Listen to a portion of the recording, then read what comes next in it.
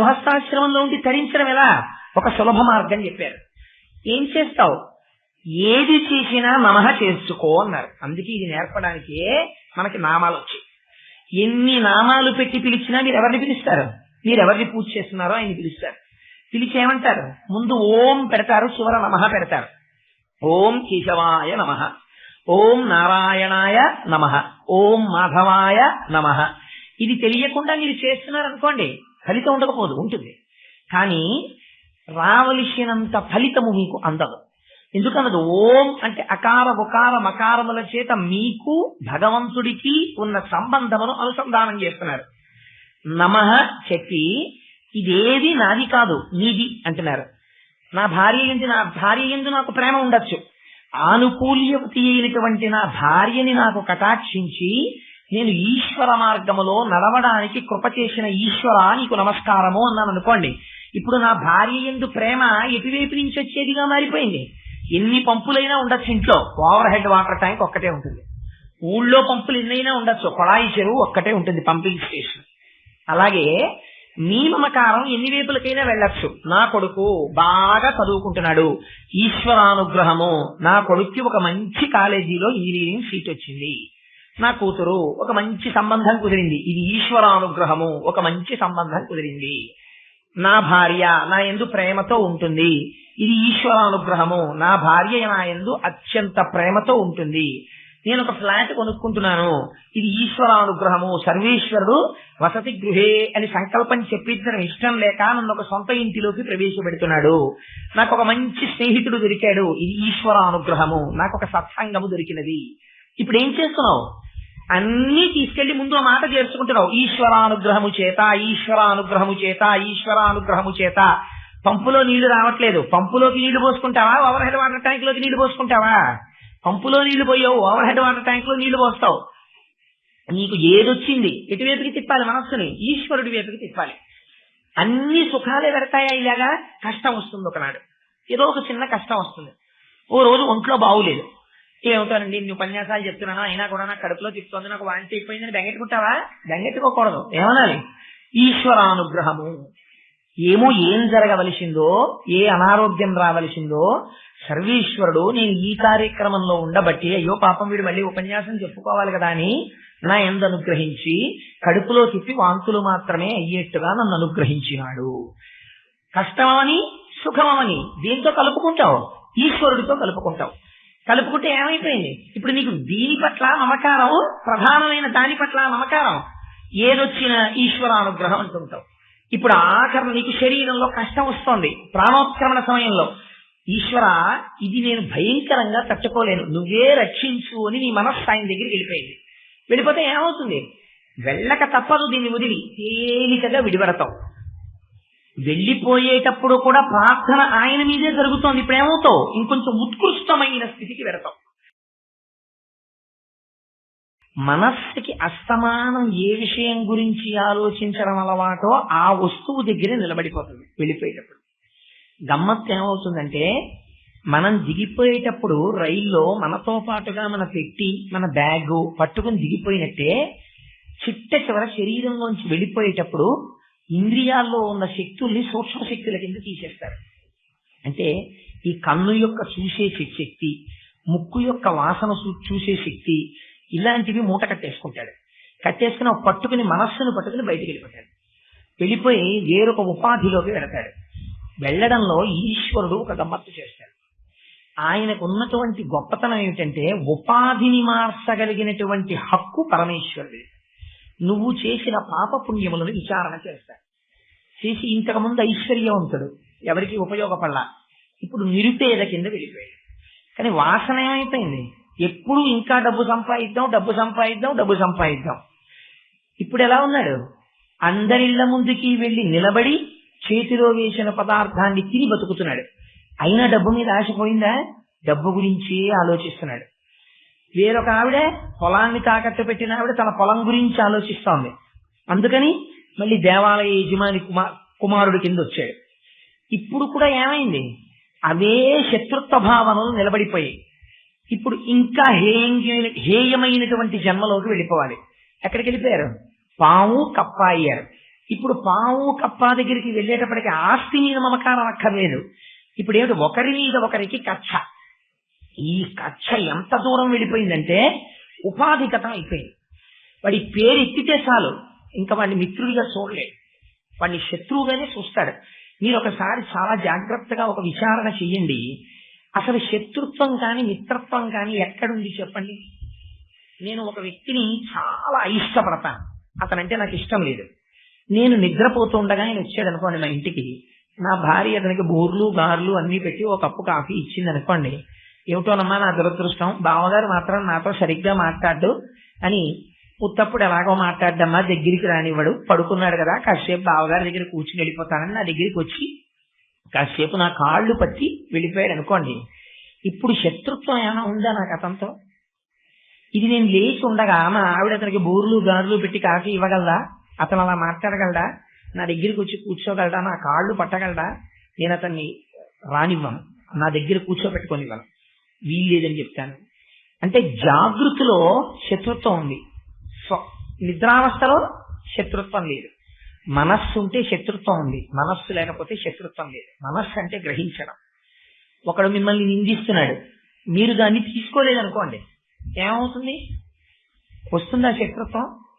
ఒకడు మిమ్మల్ని పొగిడాడు, మీరు తీసుకోలేదు, మీకు ఏమైనా దానివల్ల లేనిపోని అహంకారం వస్తుందా? రాదు. అంతే శాస్త్రంలో గమ్మత్తు.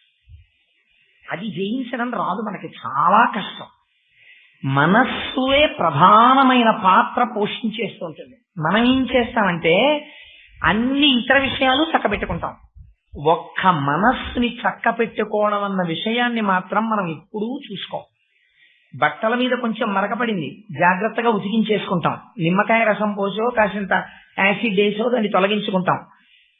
కడుపులో కొంచెం తిప్పుతోంది, ఓ టాబ్లెట్ వేసేసుకుంటాం, డాక్టర్ గారి దగ్గరికి వెళ్ళిపోతాం. కానీ మనస్సు పాడవుతోంది, నా మనస్సు పాడవుతోంది, దీన్ని ఆశ్రయించకూడదో దాని వైపుకి తిరుగుతోంది, దీన్ని ప్రక్షాళన చేద్దామని అనుకోడు, మనస్సుకి వశుడవుతాడు. అలా వశుడైపోతే మనిషి జన్మ సర్వోత్కృష్టమైన జన్మలోకి వచ్చిన తుట్టతుకకు దాని వల్ల ఫలితం ఏమవుతుందంటే ఆ మనస్సు వెళ్ళిన కొద్దీ కిందికి తీసుకెళ్లి ఆ శత్రుత్వాలు చిట్ట చివరికి ఉపాధిగతమైనటువంటి స్థితికి వెళ్ళిపోయారు. కప్పకి పాముకి వాటికి తెలియదు, గత జన్మలో మేమిద్దరం కొట్టుకున్నామన్న విషయం తెలియదు. కప్పకి పాము శత్రువు అంతే. ఓ పాము కప్పని చూసింది అనుకోండి శత్రుత్వం, ఒక సింహం ఏనుగుని చూసింది అనుకోండి శత్రుత్వం, ఒక ముంగిస పాముని చూసింది అనుకోండి శత్రుత్వం, ఒక కోడి పిల్లని గ్రద్ద చూసింది అనుకోండి శత్రుత్వం. దానికి ఇది ప్రే అంటారు ఇంగ్లీష్ లో, పిఆర్ఈవై ప్రే, నాట్ పిఆర్ఏవై. ప్రే అంటే దానికి ఇది బలిగా పడుట. అంటే జన్మ జన్మాంతర శత్రుత్వం ఉండిపోయింది ఉపాధుల మధ్యలో. అందుకే ఇవి రెండు కలుసుకున్నాయి అనుకోండి వెంటనే దెబ్బలాడుకుంటాయి. ఒక పులి మేక ఎదురొచ్చాయి అనుకోండి చంపుకుంటాయి. ఎందుకు చంపుకోవడం? పులి మేకని వదిలిపెట్టకూడదా? ఎక్కడైనా ఒక పులి మేకకి పాలిస్తోంది అనుకోండి జూలో, వెంటనే ఫోటో తీసి పేపర్లో వేస్తారు, ఆశ్చర్యము పులి మేకకు పాలిచ్చుతున్నది. వాట్ ఇఫ్ అంటే అది సహజ శత్రుత్వం, అలా ఇవ్వకూడదు, చంపాలి. చంపట్లేదు, ఆశ్చర్యం. అంటే వాడు ఎవడో చిట్ట చివరిలో ఉపాధిని గెలవడానికి ప్రయత్నం జరిగింది. ఆ పులిగా ఉండగా ఏ మహాత్మ దర్శనం దగ్గరో తెలియకుండానే అది ఆనందాన్ని పొందింది, ఆ మనస్సు బాగుపడింది. అందుకే ఒక్కొక్కసారి అతి క్రూరమైనటువంటి జంతువులు మహాత్ముల సన్నిధానం దగ్గరికి వచ్చి ప్రాణం వదిలేస్తాయి. ఇది తెలియకుండా వాటి మనస్సులో కూడా జరుగుతుంది, వాటికి కూడా మనస్సు ఉంటుంది. మీరు అంతవరకు అక్కర్లేదు, చీమలు ఉన్నాయనుకోండి, చీమలు పుట్టలు పుట్టలుగా ఉన్న చోట మీరు వాటిని కెలికారనుకోండి, అవి నలుగురు తిరిగే మార్గంలో నడవు, వాళ్ళ కాళ్ళ కింద పడిపోతామని గోడలాంచుల నుంచి వెళ్ళిపోతాయి, దానికి భయం ఉంటుంది. సాయిబాబా గారు ఒకసారి మసీదులో ఉండగా ఓ పులి వచ్చింది. ఆ పులి సాయిబాబా గారిని చూసింది, సాయిబాబా గారు పులిని చూశారు, పులి చచ్చిపోయింది. ఇది మనకు అర్థం కాదు. ఎందుకంటే అలా పులి చచ్చిపోవడం అని మీరు అడిగారు అనుకోండి, పులి లోపల ఇంతకాలం నుంచి అపారమైన క్రౌర్యంతో కూడుకున్నటువంటి మనస్సు ఒక బ్రహ్మజ్ఞాని యొక్క దర్శనం అయ్యేటప్పటికీ అపారమైనటువంటి సత్వగుణంలోకి వెళుతుంది. వెళ్ళిన తరువాత ఇంకా ఆ ఉపాధిలో ఇమడలేదు.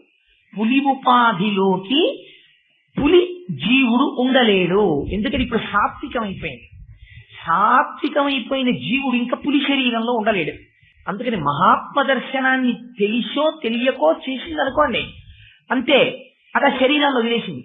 ఇంకొక స్థాయిలో ఏమవుతుందంటే అది క్రూర జంతువే. కానీ ఒక బ్రహ్మజ్ఞానిని చూసింది అనుకోండి, దానికి తెలియకుండానే దాని క్రౌర్యం అణిగిపోతుంది. అణిగిపోయి రమణ మహర్షి రాయి మీద కూర్చునేవారు. ఒక 10-15 చిరతపుళ్ళు పరిగెత్తుకుంటూ వచ్చేవి. ఎలా వచ్చేవి? తిరువண்ணామలైలో ప్లేగు వ్యాధి వచ్చింది, శవాలను పట్టుకుని వచ్చేవి, పీక్కు తింటుండేవి. మహర్షి అక్కడ కూర్చుని ఉండేవారు ఓ రాయితీ మీద. ఆ 12-15 చిరతపుళ్ళు వచ్చేవి. ఆయన దగ్గరున్న ఆయన పరిగెత్తుకుంటూ పోయి గుహలో దాక్కుని భగవాన్ వచ్చేయండి వచ్చేయండి అని రాయి అడ్డట్టుకునేవాడు. రమణ మహర్షి అనేవారు పులిగా పరమాత్మ, ఎందుకు భయపడ్డాం, అలా కూర్చునేవారు. ఆ వచ్చి ఓ నమస్కారం చేసి వెళ్ళిపోయాయి. ఎలా వెళ్ళిపోతాయి? ఎలా తెలుస్తుంది నమస్కారం చెయ్యాలని? అంటే బ్రహ్మజ్ఞాని దగ్గరికి వచ్చేటప్పటికి, బ్రహ్మజ్ఞాని యొక్క ప్రకంపనలు పడేటప్పటికీ జీవులు తమ యొక్క వ్యగ్రతల్ని, రజోగుణ తమోగుణ ప్రభావాలని తగ్గిపోతాయి ఆ ఉపాధి మీద పడేటప్పటికి. అది వాళ్ళ యొక్క గొప్పతనం. అందుకే వాళ్ళ స్థితి ఇతర విషయములను బట్టి తెలిసిపోతుంది లోపల ఉన్నవాడు ఇంతటి మహానుభావుడు. అందుకే పులి బాబాగారిని చూస్తే ప్రాణం వదిలిపెట్టేసి. సరే, ఇక్కడ పాము కప్ప అయ్యారు. ఇప్పుడు వాళ్ళు పాము కప్పాలకి మేము గత జన్మలో వీరభద్రప్ప చన్నబసవప్ప అని తెలియదు. సరే, బాబాగారు వచ్చారు, ఇచ్చారు. ఇంకా ఇన్ని 3వ ఉపాధిలోకి మారిపోయారు. ఇంకా మీకు క్రౌర్యమే, వదిలిపెట్టండి అన్నారు. ఇప్పుడు వాటికి బాబాగారి భాష కప్పకి పావుకి అర్థం అవుతుందండి. పావుకి పావు భాష ఉంటుంది, కప్పకి కప్ప భాష ఉంటుంది, బాబా గారికి మనుష్య భాష ఉంటుంది. బాబా గారు మనుష్య భాషలో అరిచారు, మరి కప్పకి పావుకి ఎలా అర్థం అవుతుంది? Language is only A medium.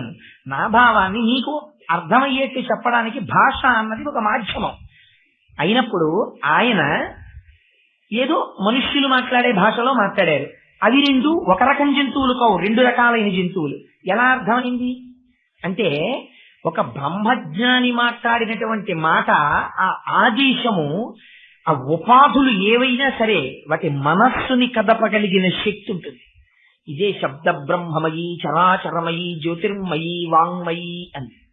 ఆ శబ్దము అటువంటి శక్తిని కలిగి ఉంటుంది. అంతే, విడిచిపెట్టేశారు. అయితే ఈ కథ ఇక్కడ వరకే చెప్పారు బాబా గారు. చెప్పి ఈ కథని మీరు బాగా జ్ఞాపకం పెట్టుకోండి అని చెప్పారు. ఎందుకు జ్ఞాపకం పెట్టుకోండి అని చెప్పడం, మనందరం కూడా మనుష్య జన్మలోకి వచ్చాం. వచ్చిన తరువాత ప్రయత్నపూర్వకంగా మనుష్యుడన్నవాడు చెయ్యవలసినటువంటి పని ఒక్కటే ఉంది. మీ మనస్సు మీ ప్రయత్నం లేకుండా మీ భార్య యందు ఉంటుంది. మీ మనస్సు మీ ప్రయత్నం లేకుండా మీ బిడ్డల యందు ఉంటుంది. మీ మనస్సు మీ ప్రయత్నం లేకుండా మీ ఆస్తిపాస్తుల యందు ఉంటుంది. ఉండకూడదు అని గృహస్థాశ్రమంలో ఉన్నవాడికి ఎవ్వరూ చెప్పలేదు. గృహస్థాశ్రమంలో ఉన్నవాడికి భార్య యందు మనస్సు ఉండకూడదు, బిడ్డల యందు మనస్సు ఉండకూడదు, ఐశ్వర్యమునందు మనస్సు ఉండకూడదు అని చెప్పలేదు శాస్త్రం. గృహస్థాశ్రమంలోకి ప్రవేశించి 2 ధర్మములను ఏకకాలమునందు కలగలుపు చెయ్యకూడదు. నేను ఒక గృహస్థాశ్రమంలో ఉన్నాననుకోండి, నేను గృహస్థుగానే బ్రతకాలి. నేను గృహస్థాశ్రమంలో ఉండి ఒక బ్రహ్మజ్ఞానిలా బ్రతుకుతాను అన్నాను అనుకోండి, దానివల్ల బాధపడే వాళ్ళు ఎవరంటే నా భార్య బిడ్డలు బాధపడతారు. అలా కలకలుపు చెయ్యకూడదు. గృహస్థుగా ఉండాలి. అయితే మరి గృహస్థాశ్రమంలో ఉండి తరించడం ఎలా? ఒక సులభ మార్గం చెప్పారు. ఏం చేస్తావు? ఏది చేసినా నమః చేసుకో అన్నారు. అందుకే ఇది నేర్పడానికే మనకి నామాలు వచ్చాయి. ఎన్ని నామాలు పెట్టి పిలిచినా మీరు ఎవరిని పిలుస్తారు? మీరు ఎవరిని పూజ చేస్తున్నారో ఆయన పిలుస్తారు. పిలిచి ఏమంటారు? ముందు ఓం పెడతారు, చివర నమః పెడతారు. ఓం కేశవాయ నమః, ఓం నారాయణాయ నమః, ఓం మాధవాయ నమః. ఇది తెలియకుండా మీరు చేస్తున్నారనుకోండి, ఫలితం ఉండకపోదు, ఉంటుంది. కానీ రావలసినంత ఫలితము మీకు అందదు. ఎందుకన్నది? ఓం అంటే అకార ఉకార మకారముల చేత మీకు భగవంతుడికి ఉన్న సంబంధమును అనుసంధానం చేస్తున్నారు. నమః చెప్పి ఇదేది నాది కాదు నీది అంటున్నారు. నా భార్య యందు నాకు ప్రేమ ఉండొచ్చు. ఆనుకూల్యవతి అయినటువంటి నా భార్యని నాకు కటాక్షించి నేను ఈశ్వర మార్గములో నడవడానికి కృప చేసిన ఈశ్వర నీకు నమస్కారము అన్నాను అనుకోండి. ఇప్పుడు నా భార్య యందు ప్రేమ ఎటువైపు నుంచి వచ్చేదిగా మారిపోయింది. ఎన్ని పంపులైనా ఉండొచ్చు, ఇంట్లో ఓవర్ హెడ్ వాటర్ ట్యాంక్ ఒక్కటే ఉంటుంది. ఊళ్ళో పంపులు ఎన్నైనా ఉండొచ్చు, కొళాయి చెరువు ఒక్కటే ఉంటుంది, పంపింగ్ స్టేషన్. అలాగే మీ మమకారం ఎన్ని వైపులకైనా వెళ్ళొచ్చు. నా కొడుకు బాగా చదువుకుంటున్నాడు, ఈశ్వరానుగ్రహము, నా కొడుక్కి ఒక మంచి కాలేజీలో ఇంజనీరింగ్ సీట్ వచ్చింది, నా కూతురు ఒక మంచి సంబంధం కుదిరింది, ఇది ఈశ్వరానుగ్రహము, ఒక మంచి సంబంధం కుదిరింది. నా భార్య నా యందు ప్రేమతో ఉంటుంది, ఇది ఈశ్వరానుగ్రహము, నా భార్య నా యందు అత్యంత ప్రేమతో ఉంటుంది. నేను ఒక ఫ్లాట్ కొనుక్కుంటున్నాను, ఇది ఈశ్వరానుగ్రహము, సర్వేశ్వరుడు వసతి గృహే అని సంకల్పం చెప్పించడం ఇష్టం లేక నన్ను ఒక సొంత ఇంటిలోకి ప్రవేశపెడుతున్నాడు. నాకు ఒక మంచి స్నేహితుడు దొరికాడు, ఇది ఈశ్వరానుగ్రహము, నాకు ఒక సత్సంగము దొరికినది. ఇప్పుడు ఏం చేస్తున్నావు? అన్నీ తీసుకెళ్లి ముందు మాట చేర్చుకుంటున్నావు. ఈశ్వరానుగ్రహము చేత, ఈశ్వరానుగ్రహము చేత, ఈశ్వరానుగ్రహము చేత. పంపులో నీళ్లు రావట్లేదు, పంపులోకి నీళ్లు పోసుకుంటావా, ఓవర్ హెడ్ వాటర్ ట్యాంక్ లోకి నీళ్లు పోసుకుంటావా? పంపులో నీళ్లు పోయావు, ఓవర్ హెడ్ వాటర్ ట్యాంక్ లో నీళ్లు పోస్తావు. నీకు ఏదొచ్చింది ఎటువైపుకి తిప్పాలి? మనస్సుని ఈశ్వరుడి వైపుకి తిప్పాలి. అన్ని సుఖాలే పెడతాయా? ఇలాగా కష్టం వస్తుంది, ఒకనాడు ఏదో ఒక చిన్న కష్టం వస్తుంది. ఓ రోజు ఒంట్లో బాగులేదు, ఏమవుతానండి నువ్వు ఉపన్యాసాలు చెప్తున్నాను అయినా కూడా నాకు కడుపులో తిప్పుతోంది, నాకు వాంతి అయిపోయిందని బెంగెట్టుకుంటావా? బెంగెట్టుకోకూడదు. ఏమనాలి? ఈశ్వరానుగ్రహము.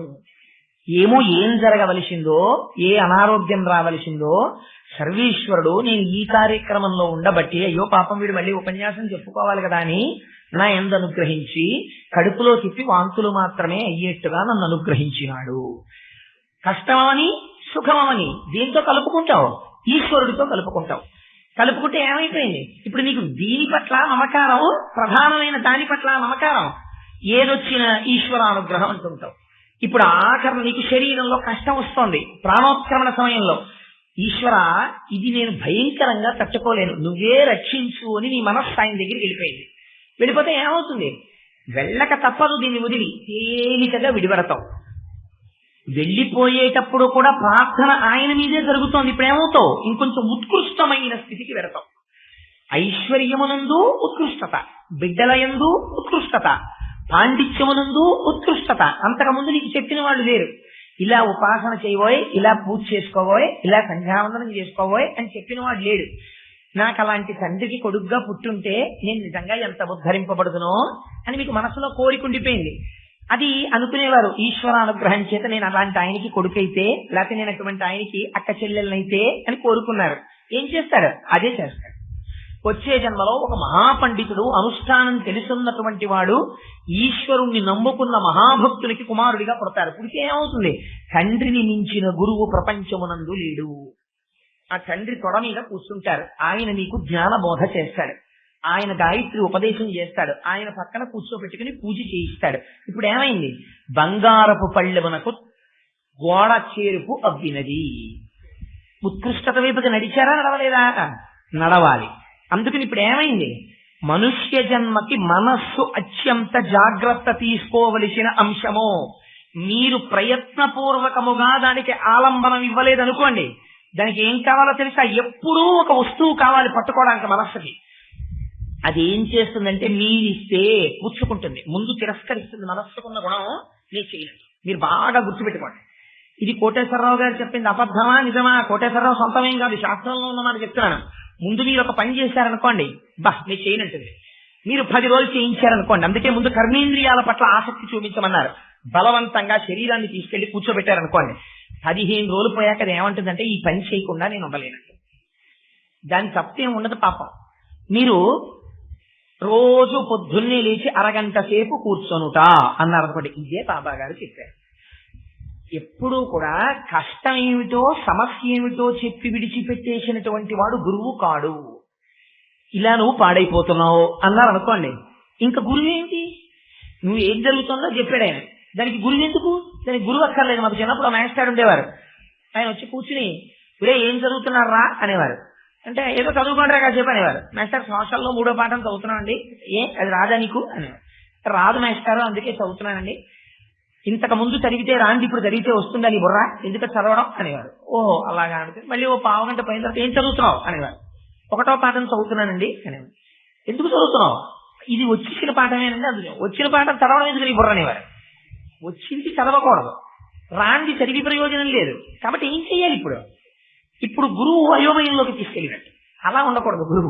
గురువు జరుగుతున్న పొరపాటుని దిద్దగలిగినటువంటి వాడై ఉండాలి. ఆయన మాకు మహానుభావుడు చాలా అద్భుతంగా పాఠాలు చెప్పారు. నేను క్షమింపబడిన దాకా నేను వారిని విమర్శించట్లేదు. ఆయన ఒక హాస్యధోరణిలో బహుశా మాట్లాడుంటారంతే. అందుకని ఆ గురువు అనేటటువంటి వాడు ఉపాసనలో వచ్చేటటువంటి తొట్టుపాటుని దిద్దగలగాలి. అలా ఎవరు దిద్దుతారో ఆయన మాత్రమే గురువు. ఆయనకే సమర్థత కలిగిన గురువు అంటారు. సమర్థ సద్గురు సాయినాథ మహారాజుకి జై అంటున్నారు మీరు. సమర్థత అంటే ఏమిటి? తనని తాను ఉద్ధరించుకోవడానికి సమర్థత ఎందుకు? ఆయన పండిపోయారు ఆయన.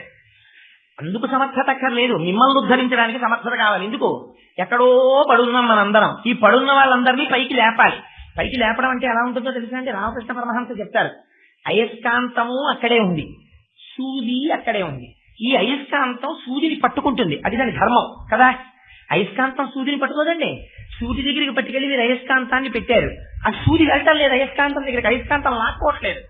అయస్కాంతం లాక్కోలేదు అంటే అది అబద్ధం. అయస్కాంతం లాగుతోంది, కానీ సూది లేవట్లేదు, అంటుకోవట్లేదు. ఎందుకు అంటుకోవట్లేదు? అది చాలా కాలం నుంచి మట్టిలో పడుంది, దానికి మట్టి అంటుకుంది.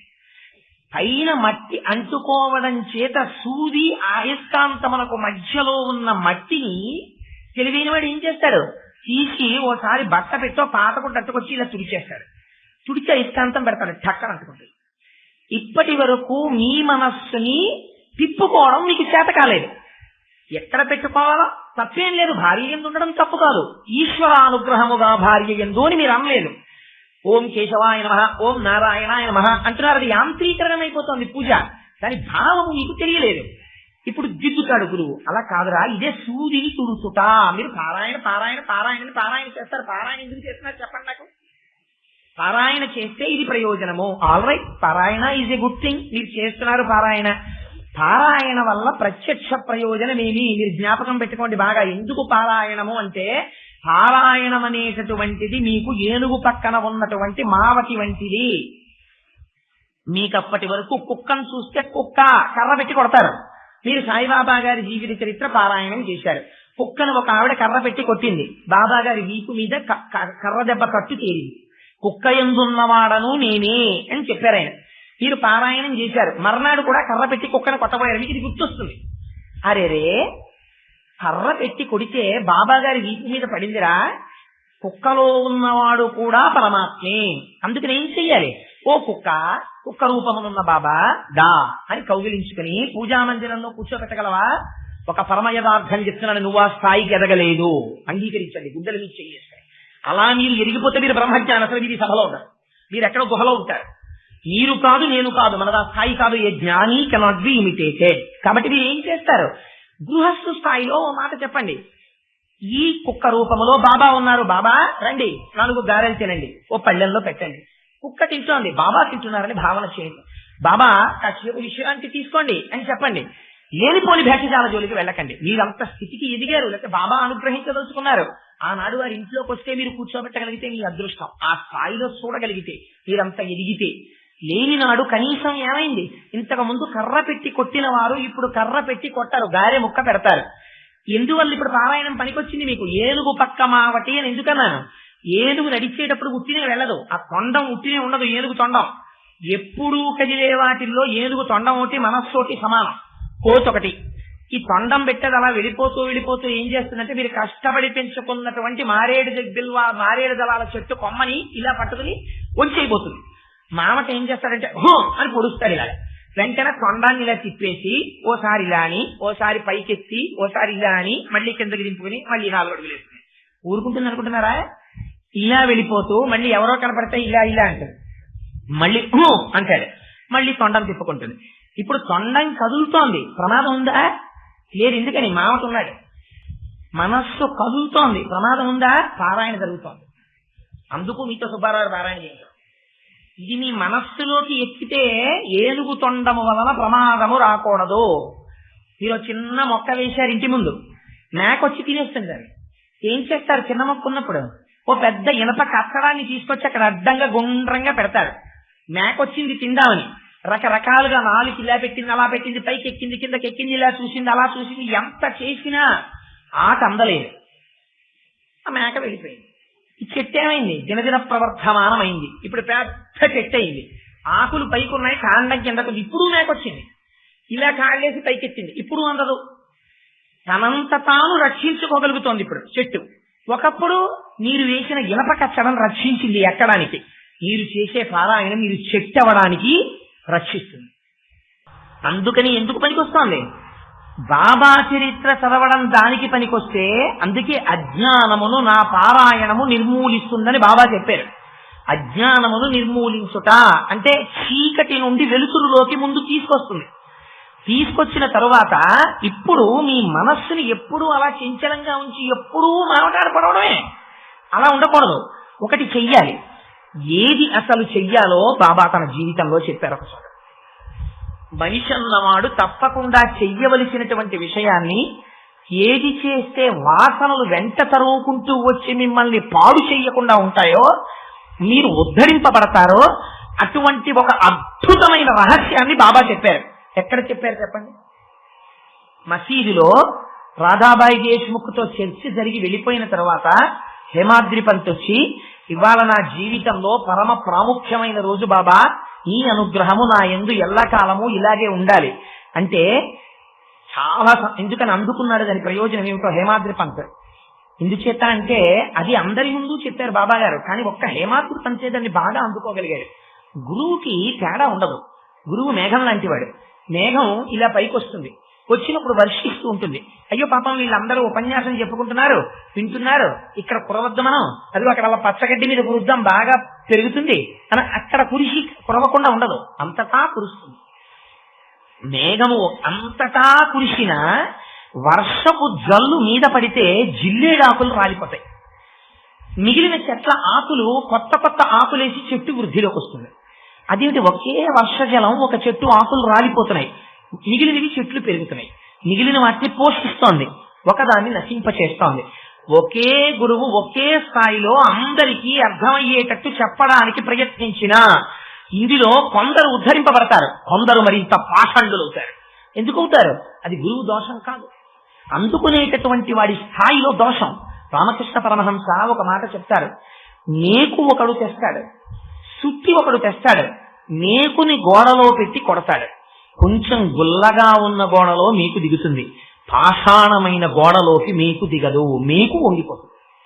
గురువు ఎంత కష్టపడి బోధ చేసినా నీ మనస్సుని నువ్వు రాజస తామస గుణములతో మాత్రమే పోషించినప్పుడు, అహంకార మమకారములు మాత్రమే దానికి నువ్వు అలవాటు చేసి ఉన్నప్పుడు, ఎంతమంది ఎన్ని చెప్పినా నీ మనస్సులోకి ప్రవేశించవు, నువ్వు మారవు, నువ్వు పతనము వైపుకే నడిచి వెళ్ళిపోతావు. నీకు దిగాలంటే, నీ మనస్సు మారాలంటే గోడ గొల్లపడినట్టు నీ మనస్సుని సాత్వికం వైపు చేసుకోవడం నీ బాధ్యత. ఎలా సాత్వికం చేసుకుంటానండి? అహంకారాన్ని విసర్జించడానికి ప్రయత్నపూర్వకంగా మహాపురుష దర్శనం చెయ్యాలి, దేవాలయ దర్శనం చెయ్యాలి, తీర్థయాత్ర చెయ్యాలి, పుణ్యనదీ స్నానం చెయ్యాలి, ఓర్మి వహించాలి. అదే సామూరి చేస్తే గురువాక్యము నీకు అర్థమవుతుంది. అందుకే మసీదులో అంతమంది మధ్యలో చెప్తే హేమాద్రి పంతుకి బాగా అందింది. అందుకే ఒక్క హేమాద్రి పంతుని ఉద్దేశించి మాత్రమే మిగిలిన విషయం బాబా గారు చెప్పారు. అది ప్రధాన ప్రసంగం రాధాబాయి దేశ్ముఖ్తో అయినా అనుషంగిక ప్రసంగం హేమాద్రి పంతుతో జరిగింది. గురువు శిష్యుల్ని ఉద్ధరించడంలో ఒక శిష్యుడు ఎలా ఉద్ధరింపబడతారో మీరు గమనించాలి. గమ్మత్తేమిటో తెలుసా అండి? అసలు రాధాబాయి దేశ్ముఖ్తో మాట్లాడుతున్నప్పుడు హేమాద్రి పంత్ అక్కడ లేడు. శ్యామ ఉన్నాడు, శ్యామ దగ్గర ఈయన విన్నా ఈయన కదిలిపోయాడంతే. ఈయన రాధాబాయి దేశ్ముఖ్తో మంత్రోపదేశం గురించి చెప్పిన మాటలు విని బాబా గారు అన్నారు, హేమాద్రి పంత్ నీకు ఇవ్వాలి ఒక గొప్ప విషయం చెప్తున్నాను, చాలా జాగ్రత్తగా విని. మనస్సే కదా పాడు చేస్తోంది, మనస్సే కదా సంకల్ప వికల్ప సంఘాతం, అదే కదా నేను ఈడ్చేస్తోంది, దానికి నీకు నేను ఒక తేలిక మార్గం చెప్తాను, అర్థం చేసుకో. ఇది రామకృష్ణ పరమహంస చెప్పారు, ఇది పెద్దలందరూ చెప్పారు, అదే సాయిబాబా గారు కూడా చెప్పారు. ఏం చెప్పారంటే, నీ మనస్సుని మొట్టమొదట నువ్వు గమనించడం మొదలుపెట్టు. మనం లోకాన్నంతటినీ గమనిస్తాం. ఆ ఎదురింటి వాళ్ళు ఏం చేస్తున్నారు, ఈ ఎదురింటి వాళ్ళు ఏం చేస్తున్నారు, అల్ల పక్క వాళ్ళు ఎప్పుడు వచ్చారు, ఇలా 4 రోజులు అయింది, ఆ ఎదురింట్లో వాళ్ళు ఊరి నుంచి వచ్చారా రాలేదా, ఇంకా తాళం కప్పే ఉందా, తలుపులు తీశారా, అన్ని విషయాల మీద మన దృష్టి ఉంటుంది. నీ లోపల ఉన్నటువంటి మనస్సుని నువ్వు ఎప్పుడైనా వాచ్ చేసావా? ఎంత గమ్మత్తుగా ఇది చిందులేస్తోందిరా అని ఎప్పుడైనా చూసావా? ఎప్పుడు చూడవు. సాక్షిగా కూర్చుని నీ మనస్సుని చూడు. చూసి నీ మనస్సుని నన్ను ధ్యానం చెయ్యడంలో పెట్టు తీసుకొచ్చి ఏం చేస్తావు? ఆయన అన్నారు, 2 పద్ధతులు చెప్పారు. ఆకారము లేని స్వరూపాన్ని ధ్యానం చెయ్యని చెప్పారు. అనగానే మనకు ఇబ్బంది వస్తుంది. మొదట్లో సగుణా నిర్గుణా సాతృప్తిదా ప్రోక్తా మనీషిభి సగుణా రాగ్విసేవ్యా నిర్గుణా విరాగిభి అంటారు వ్యాస భగవానుడు దేవి భాగవతంలో. అసలు ఏ ఉపాధి లేకుండా అంతటా నిండిపోయినటువంటి పరబ్రహ్మాన్ని జ్ఞానులు ఉపాసన చేస్తారు. మనం అలా చేయలేము. ఎందుకంటే దేన్ని ఉపాసన చేయాలంటే అని అనుమానం వస్తుంది. అందుకు వచ్చే నామరూపాలు. అందుకని ఏదో ఒక భగవన్మూర్తిని ముందు మీరు ఉపాసన చేయడం మొదలు పెడతారు. ఆ మూర్తిని ధ్యానం చేసి నిలబెడతారు. దాన్ని ధ్యానం చేయడం అంటే ఏంటి? చాలా జాగ్రత్తగా జ్ఞాపకం పెట్టుకోండి ఈ విషయాన్ని. ధ్యానము అంటే ఏమిటో తెలుసా అండి? ఇవాళ చాలా మంది దాన్ని చాలా తేలిగ్గా వాడేస్తారు. ఏం చేశారండి అంటే ఓ పావు గంట ధ్యానం చేశానండి అంటారు. ధ్యానం అంటే ఏమిటో తెలుసా? ఒక చెరువు దగ్గరికి మీరు వెళ్ళారు. చెరువు యొక్క అడుగుని చూద్దాం అనుకున్నారు. చెరువు అడుగు మీకు ఎప్పుడు కనపడుతుంది? చెరువు అడుగు ఉంది, మీకు కనపడుతుంది. కానీ కనపట్టలేదు. ఇప్పుడు ఎందుకు కనపట్టలేదు? పైన ఉన్న నీళ్లు కదులుతున్నాయి. ఇప్పుడు ఆ నీళ్లు కదులుతుంటే మీరు ఓ ఇలా ఇలా ఇలా ఇలా ఇలా చూస్తే కనపడుతుందా? కనపడదు. మీరు ఏం చెయ్యాలి తెలియని వారైతే? ముందు చెరువులో ఉండేటటువంటి అలల కదలికని ఆపాలి. దేని వల్ల కదులుతోంది చూడాలి. అటువైపు నుంచి మోటార్ నుంచి నీళ్లు పడుతున్నాయి, దానివల్ల కదులుతోంది. మోటార్ ఆఫ్ చేయి. ఆఫ్ చేస్తే ఒక 10 నిమిషాల తర్వాత నీళ్లు నెమ్మదించి అలలు లేకుండా అయిపోతాయి. ఇప్పుడు మీరు ఒడ్డున నిలబడి లోపలికి చూడండి, అడుగు కనపడుతుంది. నేను ధ్యానం చేశానంటారు. ధ్యానం అంటే ఏమిటో తెలుసా అండి? మీరు ముందు కూర్చోగానే ముందు శరీరాన్ని చాలా సౌకర్యవంతమైనటువంటి రీతిలో కూర్చోపెట్టడం అలవాటు చేయాలి. మొదట్లో ఏం చేస్తుందంటే మొరాయిస్తుంది. ఇలా కూర్చో అంటే కాసేపు ఇలా అంటుంది, కాసేపు ఇలా అంటుంది. అసలు మొట్టమొదటిగా వాడు అంటాడు నేను అలా కూర్చోలేనండి, మీరు అలా కూర్చుంటారండి అంటాడు. పోయింది అక్కడే. అసలు కూర్చోడు. కూర్చున్న తర్వాత నిటారుగా నిలబెట్టాలి శరీరాన్ని. వెన్నుపాముని, కంఠాన్ని, శిరస్సుని ఏకకాలమునందు ఒకేలా ఉంచాలి. ఉంచి ఇప్పుడు I'm sitting in a quiet easy position, నాకేం కష్టం లేదు, నేను చాలా హాయిగా ఉన్నాను అని భావించాలి. మీరు ముందు మనసుని గెలవడానికి మనసుతోనే మొదలెట్టాలి. దానికి ఎప్పుడు సుఖం కావాలి. నేను సుఖంగా ఉన్నాను. మీరు ధ్యానం అని వెంటనే సాయిబాబా గారిని ధ్యానం చేయడం మొదలెట్టారు కూడా పోతుంది. దానికి ఇష్టం ఏంటది? దానికి సాయిబాబా గారు అంటే ఇష్టమా? దానికి ఇష్టం లేని సబ్జెక్టులలో ఒకటి. నేను అలా అన్నానని మీరు క్షమించండి. అదొక్కటే దానికి ఇష్టం ఉండదు. మీరు ఇలా మొదలు పెట్టగానే అది ఎక్కడికి వెళ్ళిపోతుందంటే, నిన్నను మనం అప్పు చేసి పప్పుకూడి క్యాసెట్ తెచ్చుకున్నాం, ఎప్పుడు వేసుకుందాం ఈ క్యాసెట్ అని ఆలోచిస్తాం. ఇక్కడ కూర్చోవడం ఇలాగే కూర్చున్నారు, కానీ ఎక్కడున్నారు? అప్పు చేసి పప్పుకూడి క్యాసెట్ ఎప్పుడు వేసుకోవాలో దగ్గర ఉన్నారు మీరు. అది వెళ్ళిపోతుంది మనస్సు, దానికి చించలం. అందుకని దేన్ని చూడాలంటే మనస్సునే చూడాలి. తిరుగు, నీ ఇష్టం, ఓకే ఆల్ రైట్, తిరిగి ఎక్కడ తిరుగుతావు, ఒక 5 నిమిషాలు వదిలేదు. నేను ఫ్రీగా పిల్లాన్ని వదిలేసినట్టు వదిలేస్తారు. వదిలేస్తే అది తిరుగుతుంది. అప్పు చేసి పప్పుకూడి క్యాసెట్ దగ్గరికి అక్కడికి, ఇంకా తిరుగుతావా అని అడగండి అంటుంది. చాలా తెలివైన పిల్లల్లాగా ఎందుకు తిరుగుతాను అంటుంది. అయితే కాసేపు బాబా గారిని చూడు అనండి. అందుకు దీపం పెడతాను. దీపం టక్కని కాన్సెప్ట్ కంటిని పట్టుకుంటుంది. మీరు దీపం వంక అలా చూసి కళ్ళు మూసారనుకోండి, దీపం ఇలా కదులుతూ కళ్ళల్లో కనపడుతుంది. మీరు బాబా గారి మూర్తి మీద దృష్టిని కేంద్రీకరించారనుకోండి, మొట్టమొదట్లో 3 ఉంటాయి. జ్ఞాత, బాగా జ్ఞాపకం పెట్టుకోండి, ఇది బాబా గారు మనకు అందించినటువంటి అమృత ఫలం. ఇది ఈ వైపుకి మీరు వెళ్ళనంత కాలం ఎన్ని పారాయణలు చేసినా మెట్లు ఎక్కనట్టే, కింద నించున్నట్టే. ఒక్కొక్క వ్యక్తి ఎక్కండి, ఆయన అంత కష్టపడుతున్నందుకు సుబ్బారావు. ఏమిటా మెట్లంటే జ్ఞాత, నేను ఒకడను కూర్చుని ధ్యానము చేయుచున్నాను. రెండవ వారు ధ్యానము చేయబడుతున్నవాడు. ఎవరు? బాబా గారు. ఆయన్ని నేను ధ్యానం చేస్తున్నాను. చేస్తున్నదేవి ధ్యానము. నేను ఆయన గురించి కూర్చున్నాను ఇక్కడ, ఆయన ఆలోచించడానికి. 3 ఉంటాయి. అలా కూర్చోండి. కూర్చుని ఒక 5 నిమిషాలు అలాగే అట్టెడుతుంది మళ్ళీ తీసుకురండి. You what's it? ఎస్, జారిపోయిందిరా మళ్ళీ అంటారు. వెళ్ళిపోయింది, మళ్ళీ రైతు బజార్కి వెళ్ళిపోయింది, ఆఫీస్కి వెళ్ళిపోయింది, ఎక్కడికో పోయింది. మళ్ళీ నువ్వు వెళ్ళిపోయావే, ఆల్రెడీ నేనేం బెంగెట్టుకోవట్లేదు. గురువులు ఎప్పుడు దెబ్బలాడరు తెలుసా అండి, నిజాయితీతో ఉండమని చెప్తారు. వివేకానందుడి దగ్గరికి వచ్చి అడిగారు పరమహంస, చేసావా ధ్యానం అన్నారు. ఏం చేయని ధ్యానం?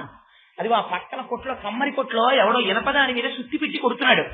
అర్థం ధన్ ధన్, ఒక నిర్ణీతమైనటువంటి సమయం తర్వాత మళ్ళీ ధన్ అని చప్పుడు వస్తుంది ఆ సుత్తి తిప్పడంలో.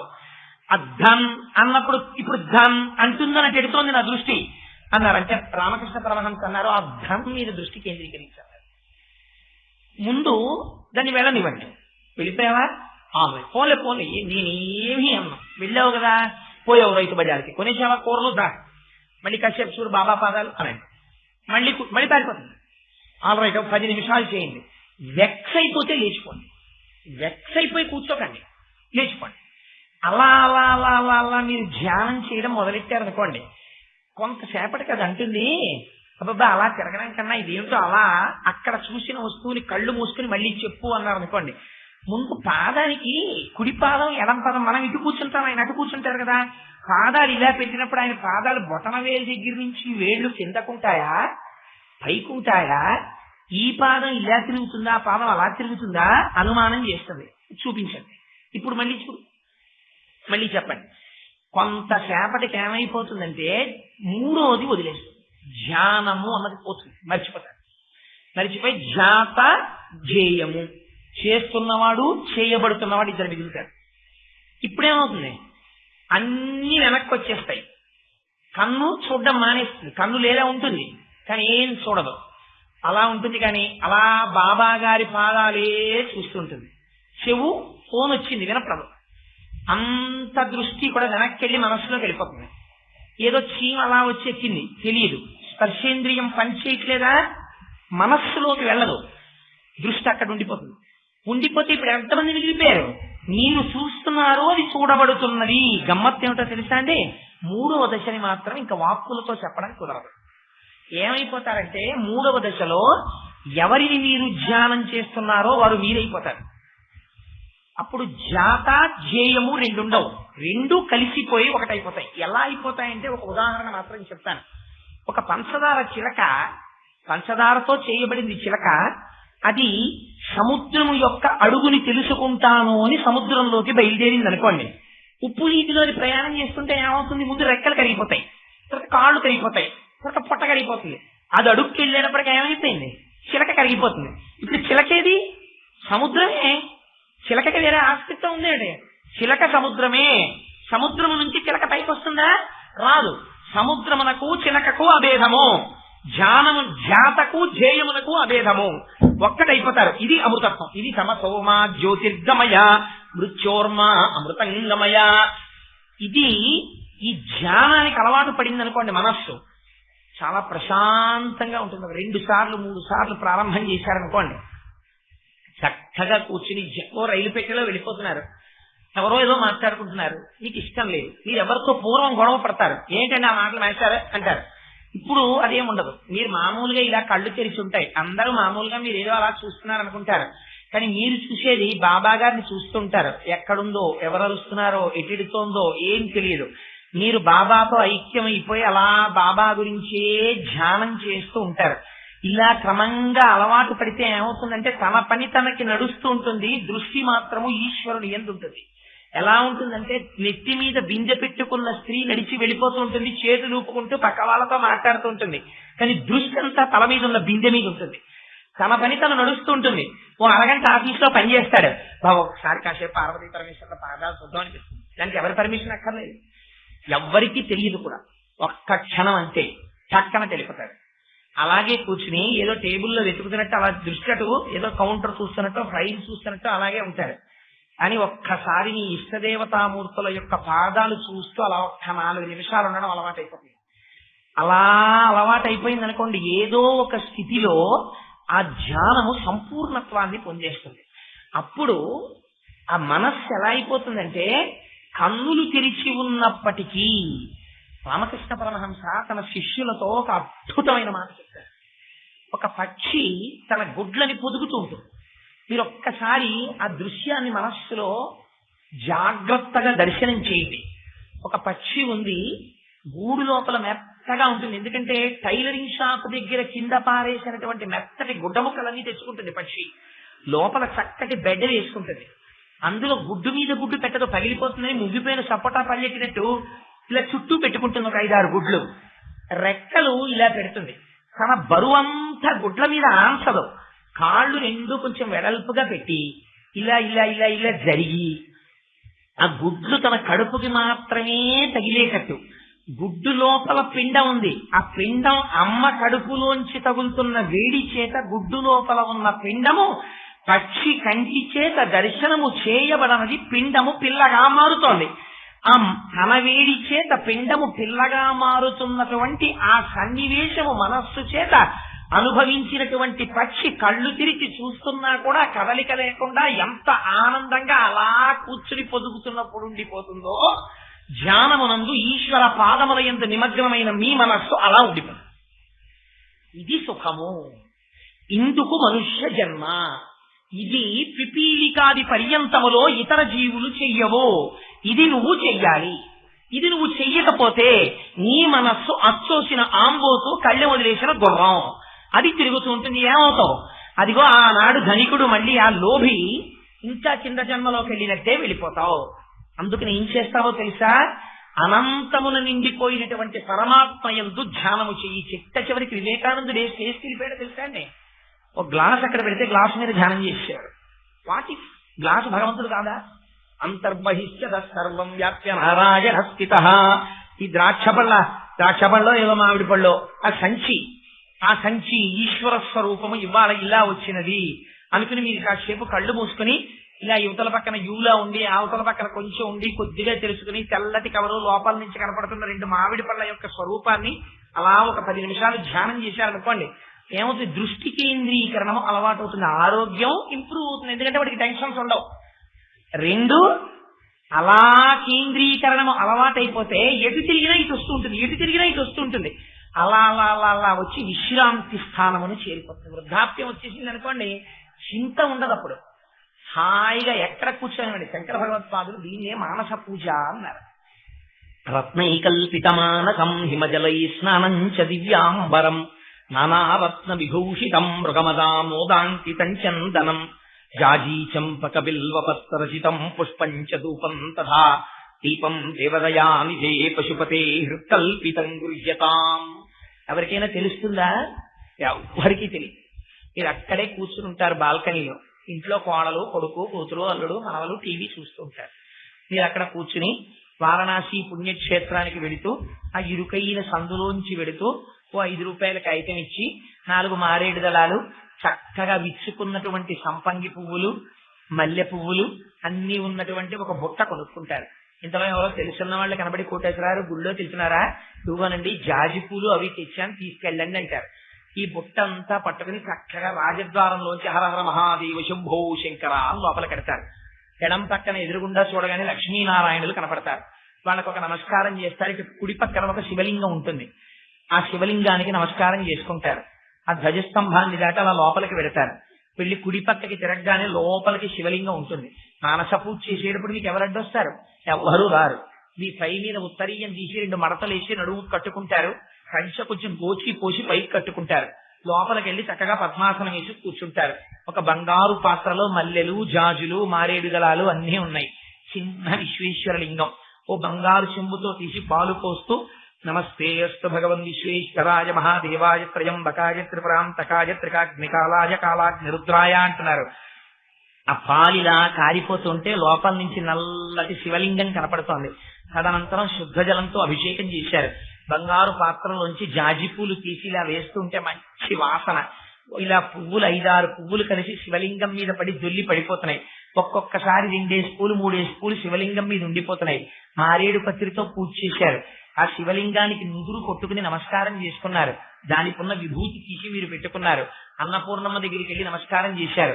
అమ్మ పాదాల దగ్గర ఉన్న బొట్టు తీసి మీరు పెట్టుకున్నారు. ఆ ప్రాంగణంలో కూర్చుని సాంబ సదా శివ సాంబ సదా శివ సాంబ సదా శివ సాంబ శివ అని భజన చేసుకుంటున్నారు. ఇవన్నీ మీకు ఏమైనా అక్కడికి వచ్చేస్తాయా? మీరు మనస్సుతో వెళ్ళిపోయారు. ఎలా వెళ్ళిపోయారు? దానికి అలవాటు చేశారు. మీరు ఇలా చూడగానే పట్టుకుంటుంది. ఎందుకంటే దానికి ఆ కేంద్రీకరణం అలవాటు అయిపోయింది. ఆ ధ్యానం, నిరంతర ధ్యానము దానికి అలవాటు పడినది. అందుకే ఏ వస్తువునైనా దానికి ఇష్టం మీరు అలవాటు చేశారు దాని యందు. అందుకని దాన్ని అలా చూశాడు అనుకోండి, ఇక్కడికి వెళ్ళిపోతుంది కూర్చుంటుంది. అందులో వాడి ముందు ఇలా చూస్తాడు. తర్వాత వెళ్ళి ఆవేం చేస్తుంది, గబగబగబ తినేస్తుంది ముందు. తర్వాత ఎక్కడికో వెళ్ళి విశ్రాంతిగా కూర్చుంటుంది. ఎవరు రారు, నన్ను ఎవరు కొట్టరు అనుకుంటుంది. అక్కడికి వెళ్ళి కూర్చుంటుంది. కూర్చుని హాయిగా తను కడుపులో తినేసినటువంటి ఉండ కింద తినేస్తుంది. గడ్డి సరిగ్గా కొరక్కుండా ఇలా అంటుంది. ఆ ఉండ చిత్రంగా మళ్ళీ ఇలా కంఠంలోంచి నోట్లోకి వస్తుంది. మీరు ఎప్పుడైనా నెమర వేసుకుంటున్నప్పుడు చూడండి, ఆవు ఎంత సంతోషంగా ఉంటుందో. ఇలా అరమోర్పు కన్నులు పెట్టుకుని అలా లోకాన్ని అంతటినీ చూస్తూ, ఈ దిక్మాల కోటేశ్వర మళ్ళీ వచ్చేసాడు అన్నం తినడానికి ఆఫీస్ నుంచి, మళ్ళీ పోతాడు 2:30 అయ్యేటప్పటికి. ఇలా తిరుగుతూ ఉంటాడు కుక్కల్లే అనుకుంటూ హాయిగా అని మెల్లగా ఎంత మెత్తగా నవ్వుతుందో అంత నవలకపోతే పాలు ఎక్కడి నుంచి వస్తాయండి. అంత బాగా నవిలి మళ్ళీ మింగుతుంది. చిత్రం ఏమిటంటే మింగింది అంతకు ముందు పక్కన తొందరగా మింగింది దాంతో కలవదు. ఎంత గమ్మత్తుగా తీస్తుందో మళ్ళీ ఇటు నుంచి ఇంకో ముద్దలాగుతుంది, మళ్ళీ హాయిగా అలా నెమర వేసుకుంటుంది, మళ్ళీ మింగుతుంది. దేవాలయంలోకి వెళ్ళినప్పుడు దర్శనం చేయడంలో ఆవు తిన్నట్టు తిను, చక్క ఇలా చూడు, కానీ దృష్టి కేంద్రీకరణ అయిపోవాలంటే చక్కర పట్టుకోవాలి కన్ను మనస్సు. కాని నాడు ఎన్నిసార్లు వెళ్ళి ఏం ప్రయోజనం? పట్టుకుని కూర్చొని ఒక్కసారి మళ్ళీ వెళ్ళాలి. నువ్వు ఏ క్షేత్రానికి వెళ్ళావో ఆ క్షేత్రానికి ఎప్పుడు వెళ్ళిపోతావు. ఎందుకని ఏ మూలకైనా నువ్వు వెళ్ళిపోతావు, ఏదైనా చూసేస్తావు. యథార్థం చెప్పనా, శనివారం నాడు వెంకటాచలంలో దర్శనానికి వెళ్ళిన వాళ్ళకన్నా మీరు చేసే పూజ వెంకటేశ్వరుడికి అందుతుంది. ఎందుకని మీరు ప్రశాంతమైన మనస్సుతో చేస్తున్నారు. ఇది అందిపోతుంది ఈశ్వరుడికి. మీరు ప్రధానమీది మనస్సే. ధ్యానము ధ్యానము ధ్యానము. హేమాద్రి పంత్ మర్చిపోకు, ఇది ప్రధానం. సాకారముగా నా మూర్తి ఎందు నిలుపు, నిరాకారమైన బ్రహ్మ తేజస్సు ఎందు నిలుపు. నీకు పైనున్న తొడుగు శరీరం తీసేస్తే, నేను కప్పుకున్న తొడుగు తీసేస్తే రెండిటిలో ఉన్నవి జ్యోతులే, అనంత ప్రకాశమే, ఒకే ప్రకాశం. ఆ ప్రకాశాన్ని నువ్వు ధ్యానం చేయలేకపోతే తొడుగుని ధ్యానం చేయి. బాబా అన్న ఒక మూర్తిని ధ్యానం చేయి. చేస్తే నువ్వు మనుష్య జన్మలోకి వచ్చినందుకు ఉద్ధరింపబడతావు. లేకపోతే ప్రతిదీ నీకు బరువు, బాధ, ఉపశాంతి అన్నది ఉండదు మనస్సుకి. ఎందుకుండదు? ఆ మనస్సుకి నువ్వు ఆలంబనం ఇవ్వవలసిన దాన్ని ఇవ్వలేదు. అక్కర్లేని వస్తువులన్నీ ఇచ్చావు, అవన్నీ జగత్తులో వెళ్ళిపోయేవి. శాశ్వతత్వం లేనిది ఇచ్చావు, అందుకే ఇది అలా తిరుగుతూనే ఉంటుంది. దానివల్ల కొట్టుకుంటూనే ఉంటావు.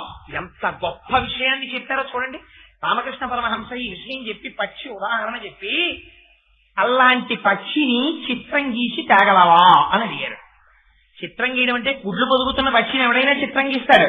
కానీ గుడ్లు పొదుగుతున్నప్పుడు పొందేటటువంటి అవ్యాజమైన ఆనందము కన్నులలో కనపడుతూ మాతృభావాన్ని అనుభవిస్తూ బాహ్య ప్రపంచమనందు సంబంధములన్నీ తెగిపోయి తనలో తాను ఆనందములు పొందుతూ ప్రపంచమునందు ఏ దృష్టి లేనటువంటి పక్షి యొక్క ఆనందానుభూతి ప్రదర్శింపబడినటువంటి కన్నులను చిత్రించగలగాలి. ఆ భావనను చిత్రించగలవా అని అడిగారు. చిత్రం ఏమిటో తెలుసా అండి? ఈ మధ్య రామకృష్ణ మిషన్ వాళ్ళు రిలీజ్ చేశారు అలాంటి ఫోటో. నేను తెల్లబోయాను నిజంగా ఫోటో చూసి. నిజంగా దీన్ని ఎన్లార్జ్ చేసి ఇంట్లో పెట్టాలరా అనుకున్నాను. అటువంటి ఫోటో రిలీజ్ చేశారు రామకృష్ణ మిషన్ వాళ్ళు. ఆ ధ్యానానికే వాళ్ళు 5 ఇంద్రియాలు కదా, 5 ఇంద్రియాలు గుర్రాలను పట్టుకు తిరుగుతుంటుంది. 5 చేతులతో దీపాన్ని కాపాడుకుంటున్నట్టుగా ఒకటి వేశారు ధ్యానానికి. ఎక్సలెంట్ ఫోటోస్ రిలీజ్ చేసింది ఈ మధ్య రామకృష్ణ మిషన్. నేను ఎందుకు చెప్తున్నానంటే ఇదే బాబా గారు చెప్పారు. ధ్యానము, ధ్యాత, ఛేయము, ఈ 3 పోవాలి, ఒక్కటిగా నిలబడిపోవాలి. ఇందుకు హేమాద్రి పంత్ నువ్వు మనుష్య జన్మలోకి వచ్చినందుకు ఇది చెయ్యి, నేను సంతోషిస్తానని చెప్పారు. తప్పకుండా బాబా మీ ఆశీర్వచనం ఉంటే నేను ఎందుకు చెయ్యలేను, నేను చెయ్యగలనన్నారు. అందుకే బాబా జీవిత చరిత్ర రాసే అదృష్టం ఎవరికి ఇవ్వబడిందో తెలుసా అండి? హేమాద్రి పంత్కి ఇచ్చారు. అందుచేత నేను ఎందుకు చెప్తున్నానంటే ఈ మాట, ఒక గురువు అనేటటువంటి వాడు ఒక సమర్థ సద్గురు సాయినాథ మహారాజ్కి జై అంటున్నారు మీరు.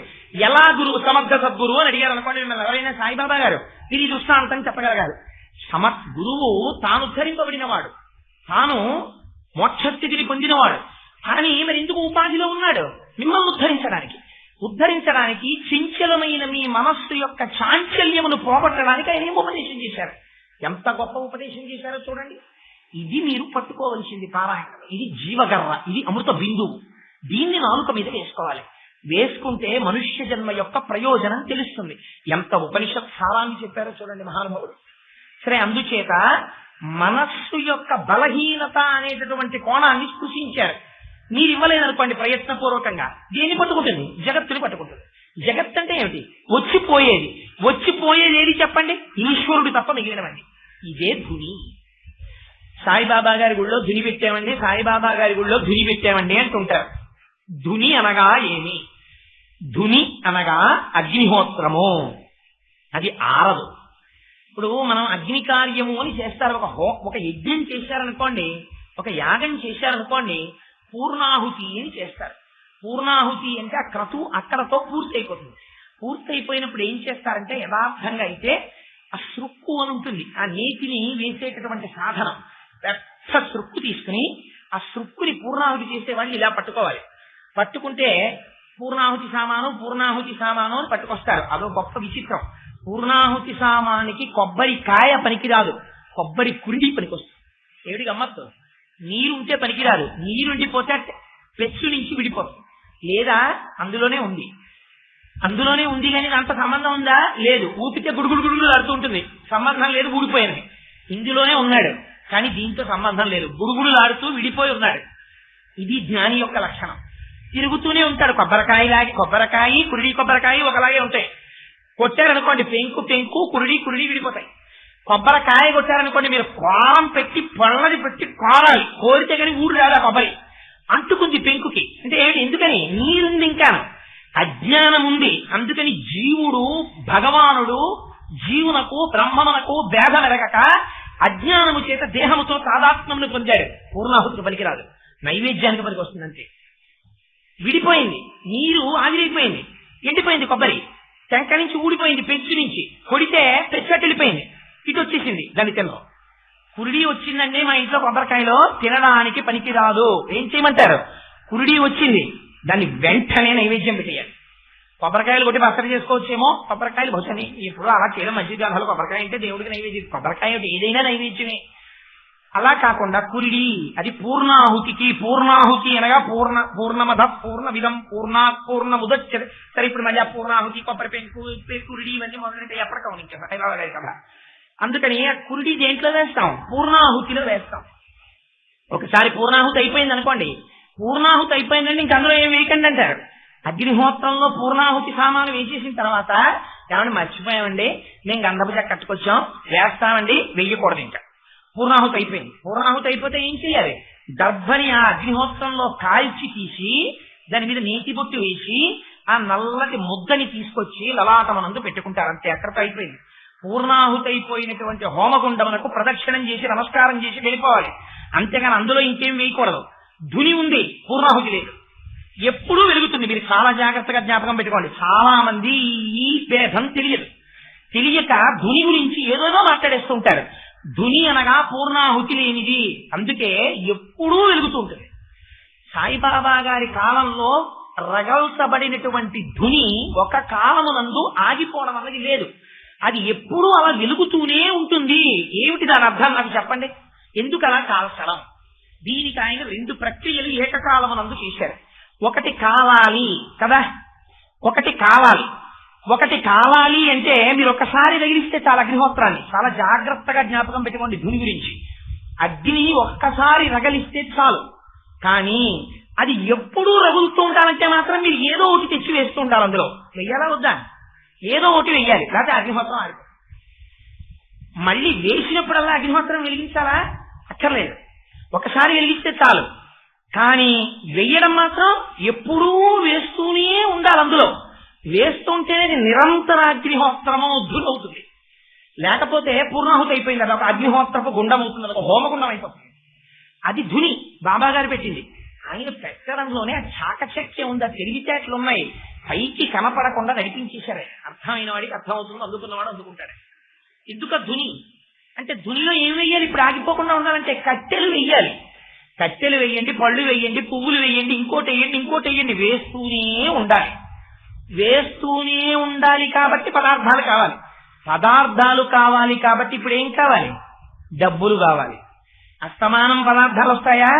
మరి ఆయన సర్వసంగ పరిత్యాగి, మహాజ్ఞాని, యోగ సిద్ధిని పొందినవాడు. ఆయన కట్టెలు కొనుక్కోవడానికి ధునిలో వేయడానికి వెళ్ళి డబ్బులు పుచ్చుకోవచ్చా? ఏమంటే కట్టెలు కొనాలంటే ఓ 10 రూపాయలు ఇవ్వండి అని ఎవరినన్నా అడగచ్చా? అడగకూడదు, దక్షిణ పుచ్చుకునేవాడు. మరి దక్షిణ ధుని ఈ 2 సమన్వయం జరుగుతాయి బాబా గారి సమక్షంలో. ఏమిటి సమన్వయం? మీరు ఎప్పుడన్నా ఆలోచించారా? దక్షిణ పుచ్చుకుంటారు, పుచ్చుకుని ఆ దక్షిణలో చాలా ఎక్కువ భాగం పేదవాళ్ళకి దానం చేసేస్తారు.